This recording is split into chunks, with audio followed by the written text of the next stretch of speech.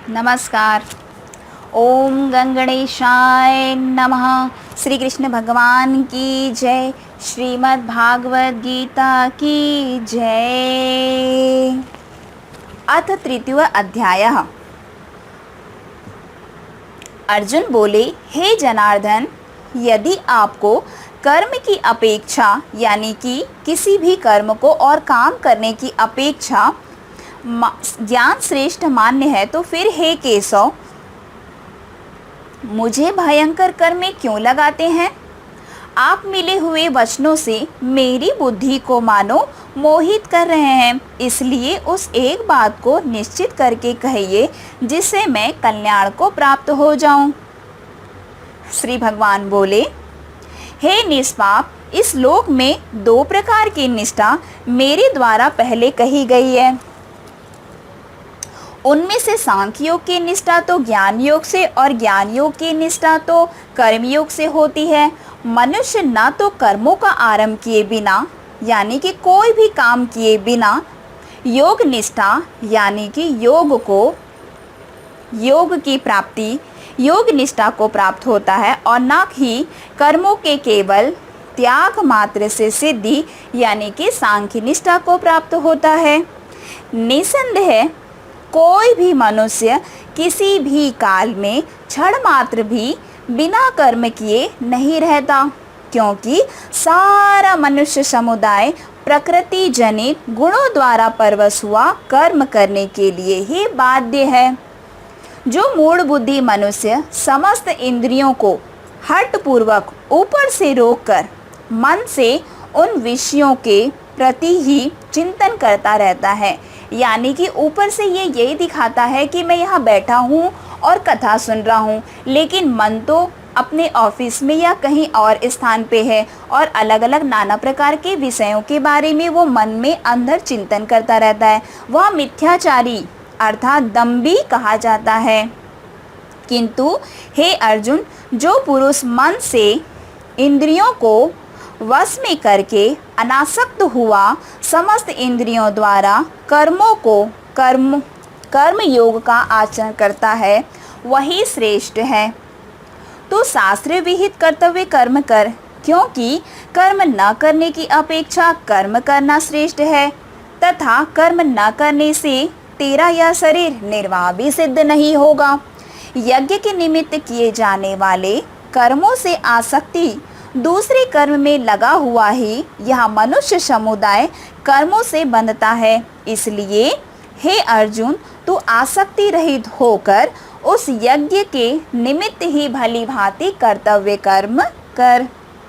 प्रजापति ब्रह्मा ने कल्प के आदि में यज्ञ सहित प्रजा को रचकर उनसे कहा कि तुम लोग इस यज्ञ द्वारा वृद्धि को प्राप्त हो और यह यज्ञ तुम लोगों को इच्छित भोग प्रदान करने वाला हो। तुम लोग इस यज्ञ द्वारा देवताओं को उन्नत करो और वे देवता तुम लोगों को उन्नत करेंगे। इस प्रकार निस्वार्थ भाव से एक दूसरे को उन्नत करते हुए तुम लोग परम कल्याण को प्राप्त हो जाओगे। यज्ञ के द्वारा बढ़ाए हुए देवता तुम लोगों को बिना मांगे ही इच्छित भोग निश्चय ही देते रहेंगे। इस प्रकार उन देवताओं द्वारा दिए हुए भोगों को जो पुरुष उनको बिना दिए स्वयं भोगता है वह तो चोर ही है। यज्ञ से बचे हुए अन्न को खाने वाले श्रेष्ठ पुरुष सब पापों से मुक्त हो जाते हैं, और जो पापी लोग अपना शरीर पोषण करने के लिए ही अन्न पकाते हैं वे तो पाप को ही खाते हैं। श्री कृष्ण भगवान का कहने का मतलब ये है कि जब भी आप कुछ खाते हैं पकाते हैं तो उसे सबसे पहले आप जिन पर भी आस्था रखते हैं उन देवी देवताओं को सबसे पहले अर्पण करें, उसके बाद ही स्वयं खाएं। संपूर्ण प्राणी अन्न से उत्पन्न होते हैं। अन्न की उत्पत्ति वृष्टि से होती है, वृष्टि यज्ञ से होती है और यज्ञ विहित कर्मों से उत्पन्न होने वाला है। कर्म समुदायकों को तू वेद से उत्पन्न और वेदों को अविनाशी परमात्मा से उत्पन्न जान, यानी कि श्री कृष्ण भगवान समझाते हुए कहते हैं कि परमात्मा से वेद उत्पन्न हुआ है और वेदों से कर्म समुदाय उत्पन्न हुए हैं और कर्मों से ही यज्ञ उत्पन्न हुआ है और यज्ञ से वृष्टि की उत्पत्ति हुई है और वृष्टि से अन्न की उत्पत्ति हुई है। इससे सिद्ध होता है कि सर्वव्यापी परम अक्षर परमात्मा सदा ही यज्ञ में प्रतिष्ठित हैं। हे पार्थ, जो पुरुष इस लोक में इस प्रकार परंपरा से प्रचलित सृष्टि चक्र को के अनुकूल नहीं बरतता अर्थात अपने कर्तव्यों का पालन नहीं करता, वह इंद्रियों द्वारा भोगों में रमण करने वाला पापायु पुरुष व्यर्थ ही इस दुनिया में जी रहा है। परंतु जो मनुष्य आत्मा में ही रमण करने वाला और आत्मा में ही तृप्त तथा आत्मा में ही संतुष्ट रहता है, उनके लिए कोई भी कर्तव्य नहीं है। उस महापुरुष का इस विश्व में न तो कर्म से कोई प्रयोजन रहता है और न कर्म न करने से ही कोई प्रयोजन रहता है तथा संपूर्ण प्राणियों में भी इसका किंचित मात्र का भी सर्वथा स्वार्थ का संबंध नहीं रहता है। इसलिए तू निरंतर आसक्ति रहित होकर सदा कर्तव्य कर्मों को भली भांति करता रह, क्योंकि आसक्ति से रहित होकर कर्म करता हुआ मनुष्य परमात्मा को प्राप्त हो जाता है। जनकादि ज्ञानी जन भी आसक्ति रहित कर्म द्वारा ही परम सिद्धि को प्राप्त हुए थे। इसलिए तथा लोक संग्रह को देखते हुए भी तू कर्म करने के ही योग्य है, अर्थात तुझे कर्म करना ही उचित है। श्रेष्ठ पुरुष जो जो आचरण करता है, अन्य पुरुष भी वैसा वैसा ही आचरण करते हैं। श्रेष्ठ पुरुष जो कुछ भी प्रमाण कर देता है, समस्त मनुष्य समुदाय उसी के अनुसार बरतने लगते हैं। यानी कि इस संसार में जो भी मनुष्य श्रेष्ठ आचरण करता है, श्रेष्ठ आचरण के द्वारा जिस परम गति को प्राप्त होता है, सफल होता है, कामयाब होता है, नाम पाता है, उन्नत पाता है, सुख पाता है, शांति पाता है, उसी को देखकर अन्य मनुष्य समुदाय भी उसी की तरह आचरण करने लगते हैं। इसलिए तू श्रेष्ठ आचरण कर। हे अर्जुन, मुझे इन तीनों लोकों में न तो कुछ कर्तव्य है और न कोई भी प्राप्त करने योग्य वस्तु अप्राप्त है।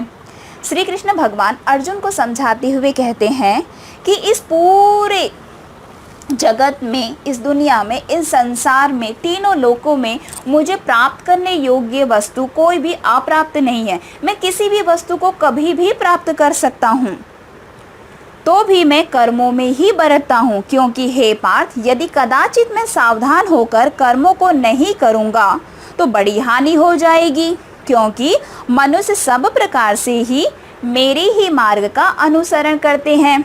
इसलिए यदि मैं कर्म न करूं तो ये सब मनुष्य नष्ट भ्रष्ट हो जाएंगे और मैं इनको खाने वाला यानी इनको नष्ट करने वाला बन जाऊंगा तथा इस समस्त प्रजा को नष्ट करने वाला हो जाऊंगा। हे भारत, कर्म में आसक्त हुए अज्ञानी जन जिस प्रकार कर्म करते हैं, आसक्ति रहित विद्वान भी लोक संग्रह करना चाहता हुआ उसी प्रकार कर्म करें। परमात्मा के स्वरूप में अटल स्थित हुए ज्ञानी पुरुष को चाहिए कि वह शास्त्र विहित कर्मों में आसक्ति रहित वाले अज्ञानियों की बुद्धि में भ्रम अर्थात कर्मों में अश्रद्धा उत्पन्न न करें, किंतु स्वयं शास्त्र विहित समस्त कर्म भली भांति करता हुआ उनसे भी वैसे ही कराएं। यानी कि परमात्मा के स्वरूप में अटल स्थित ज्ञानी जो परमात्मा में अपनी स्थिति को, अपनी बुद्धि को स्थिर स्थापित कर लिए हैं, वे शास्त्र विहित कर्म या वेदों को जो नहीं सुनना चाहते, जो नहीं करना चाहते, उनसे ज़बरदस्ती बोलकर ना कराएं। उनके इच्छा के विरुद्ध उनसे कोई भी वेद शास्त्र नहीं कराना चाहिए।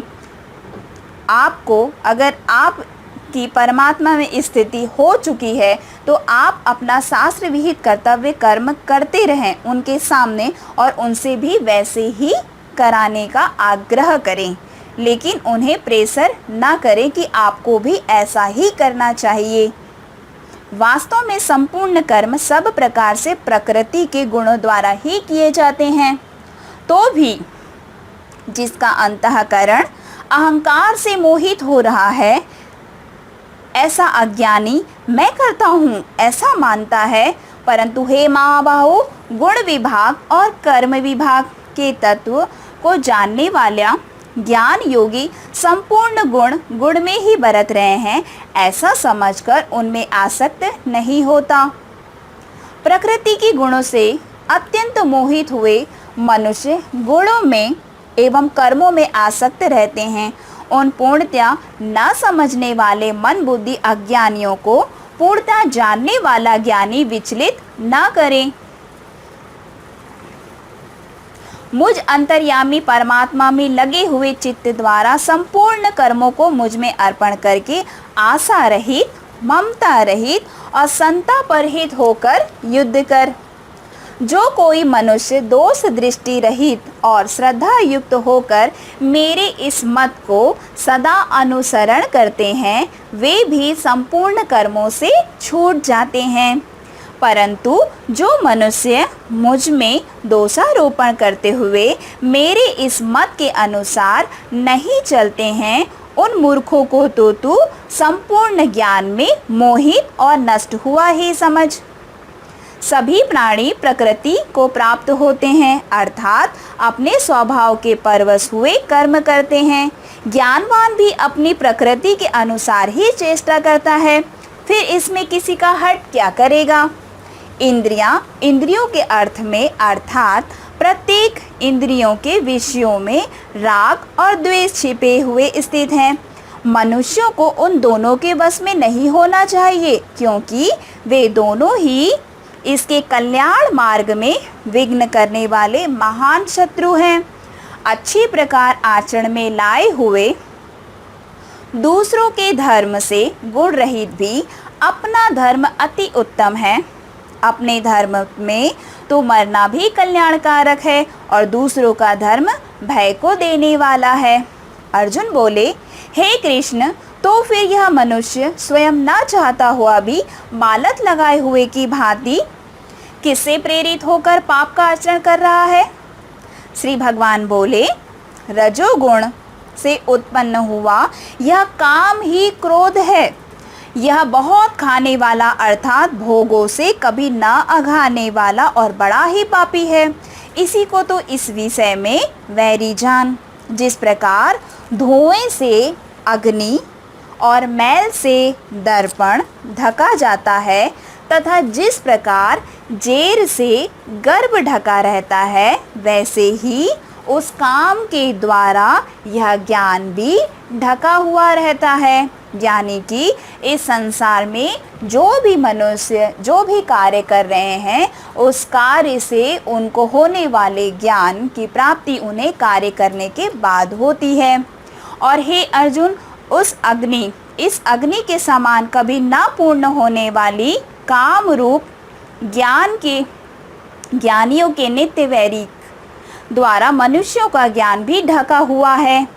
इंद्रियां यानी शरीर में स्थित इंद्रियां, मन और बुद्धि, ये सब इसके वास स्थान कहे जाते हैं। यह काम इन मन, बुद्धि और इंद्रियों के द्वारा ही ज्ञानियों ज्ञान को आच्छादित करके जीवात्मा को यानी कि आत्मा को मोहित करता रहता है।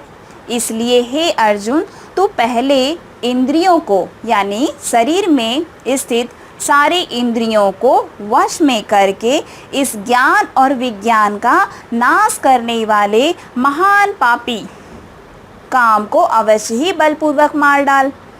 इंद्रियों का स्थूल शरीर से ऊपर यानी कि आपके शरीर में स्थित यानी श्रेष्ठ, बलवान और सूक्ष्म कहते हैं। इंद्रियों से भी ऊपर जो आपके शरीर में स्थित है वो है मन, और मन से भी ऊपर जो है वो है बुद्धि। आपके शरीर में बुद्धि से भी जो ऊपर है वह है आपकी आत्मा। इस प्रकार बुद्धि से भी ऊपर सूक्ष्म, बलवान और अत्यंत श्रेष्ठ आत्मा को जानकर और बुद्धि के द्वारा मन को वश में करके हे महाबाहु, तो इस काम रूप दुर्जय शत्रु को मार डाल। ओम तत्सदिति श्रीमद्भागवत गीता सुपनिषत्सु ब्रह्मा विद्यायां योग शास्त्रे श्री कृष्ण अर्जुन संवादे कर्म योगो नाम तृतीय अध्याय संपूर्ण। श्री कृष्ण भगवान की जय। अगर आपको यह वीडियो पसंद आया है तो प्लीज लाइक करें एंड सब्सक्राइब करें। अगर आप कुछ कहना चाहते हैं या पूछना चाहते हैं तो नीचे कमेंट बॉक्स में आप अपना क्वेश्चन या अपना कमेंट दे सकते हैं। धन्यवाद।